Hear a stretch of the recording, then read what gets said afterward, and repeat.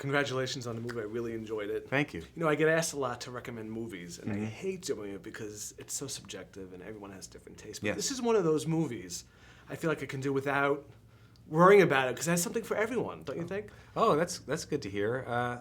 Yeah, I hope so. You know, I never thought about it when I was making the movie, other than I was just, you know, I felt like for me, it was something that I would want to go see.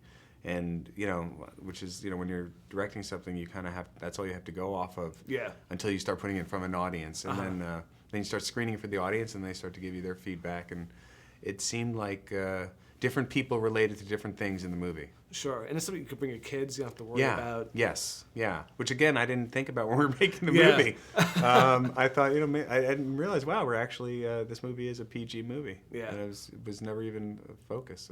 It's refreshing this day and age. Yeah. But what was it about the story, the Secret Life of Walter Mitty that made you want to go back and kind of rethink it? You know, it was really this script that I read, because I'd read other versions of the movie that really, I think, were trying to remake the original movie. And that is such a, you know, classic musical comedy from that era, when they did those really well. I didn't feel like that could be sort of improved upon. And what Steve Conrad, who's a really great writer, you know, wrote The Pursuit of Happiness and The Weatherman, and he just has a really, you know, very grounded, emotional take on things, but also a really funny sense of humor, and it didn't fit into one genre. And it felt like, to me, it was about a guy who was really, you know, at a point in his life where he sort of had to make a decision to do something and really, you know, step into the moment. And I related to that, I think. Yeah. What do you think it is about this James Thurber tale that has people going back to it time and again? Well, it's a very good story. He's a very good writer, that he captured this iconic character, and, you know, there's like a sort of a melancholy in the story, and you know, this nobility to the character, I think. You know, this guy is just sort of like going through his everyday thing with his wife, and nobody really sees him, and she's sort of, you know, being a little snippy with him. But inside, he's this incredible, you know, dashing figure that, you know, that idea of who we are inside our heads that doesn't come out to the world, I think, is something that's very relatable. Sure. And I think that's why it's still around. The original was a little darker, wasn't it? The story? No, I guess so. I mean, at the end, he sort of pictures himself being shot by a firing squad.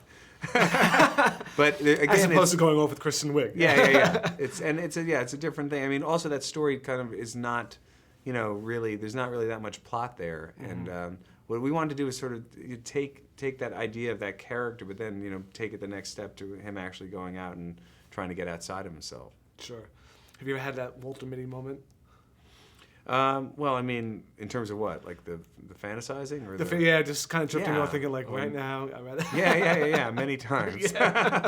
Right now. Yeah, no, not right now, but I've had it in interview situations. But you know, also when you're making a movie, like, luckily, being a director, that's kind of what daydreaming is making a movie is daydreaming. You're thinking about it all the time. You're sort of fantasizing about what it could be, and trying to see the scenes in your head and living in it. Sure. And so it's kind of a good excuse. Yeah.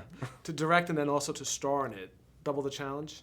Well, kind of, but not really. I mean, it's all very, I think, holistic when you're making a movie. I mean, yeah, you can't really be two places at once. Yeah.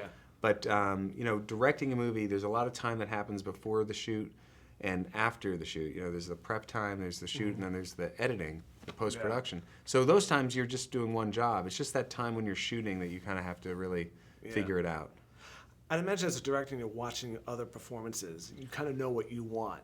How do you direct yourself? I mean, you have to be probably more critical? It's hard. You have to actually, I think, be easier on yourself. You give yourself a break. Yeah. Because for me, down the line in the editing room, I'm going to want to have as many choices as possible. And also, I've felt that I knew I was in every scene in this movie, pretty much, and the character really, if people needed to go along with this character, so I had to sort of be easy on myself. Yeah. Where sometimes I'd be a little, you know, tougher on myself as a director on the actor. Sure. And they're like, come on, just move on, let's do it, you got it, go ahead. I tried to give myself a few extra takes. Yeah. One of the things I loved is that he goes and finds his life almost in Iceland. Yeah. It's kind of a strange place to kind of Yeah. Well, yeah. find life and color and Yeah. I mean, he takes himself out of his environment. You know, Yeah. everything is familiar to him, and it is a really beautiful place. I mean, there's a place of extremes for sure, and there's a lot of you know, there are beautiful barren spots, there are beautiful lush spots. But there's something there. There's a feeling there that you know, nature there is so you know, vibrant, and you're just so much a part of it that it kind of takes you outside of yourself a little too. Yeah. What was it like shooting that scene down 6th Avenue? The action Oh, scene?